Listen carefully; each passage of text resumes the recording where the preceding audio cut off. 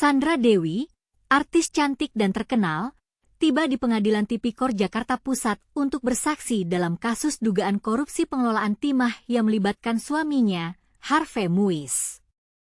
Ketika diinterogasi oleh hakim, Sandra menjelaskan bahwa 88 tas branded yang disita penyidik Kejaksaan Agung adalah hasil endorse, bukan pemberian suaminya.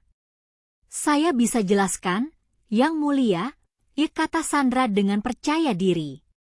"Ada lebih dari 23 toko tas branded yang memberikan endorsement untuk saya sejak tahun 2014. Saya mempromosikan tas-tas itu di sosial media saya yang memiliki pengikut 24 juta lebih followers." Sandra menegaskan bahwa tas-tas branded itu bukan pemberian Harvey, melainkan hasil endorse yang ia jalani selama 10 tahun. "Saya unboxing, saya buka kotaknya, saya posting tas ini di-endorse oleh toko apa. Jadi, saya tidak pernah membeli tas-tas itu," katanya. Namun, pertanyaan yang muncul adalah, bagaimana Sandra dapat memiliki begitu banyak tas branded hanya dengan endorse? Apakah endorse itu benar-benar hanya untuk promosi, ataukah ada kesepakatan lain di belakangnya?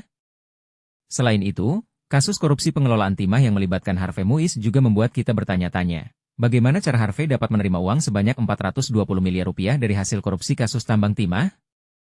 Dan apa hubungan antara uang itu dengan Sandra Dewi?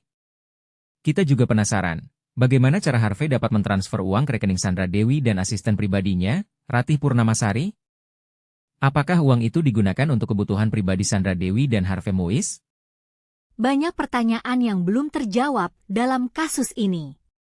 Kita tunggu kesaksian Sandra Dewi dan proses hukum yang akan berlangsung untuk mengetahui apa yang sebenarnya terjadi dalam kasus korupsi pengelolaan timah ini.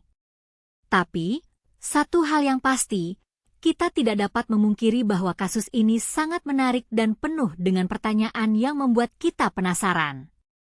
Kita akan terus mengikuti perkembangan kasus ini dan mencari tahu apa yang sebenarnya terjadi di balik kasus korupsi pengelolaan timah ini.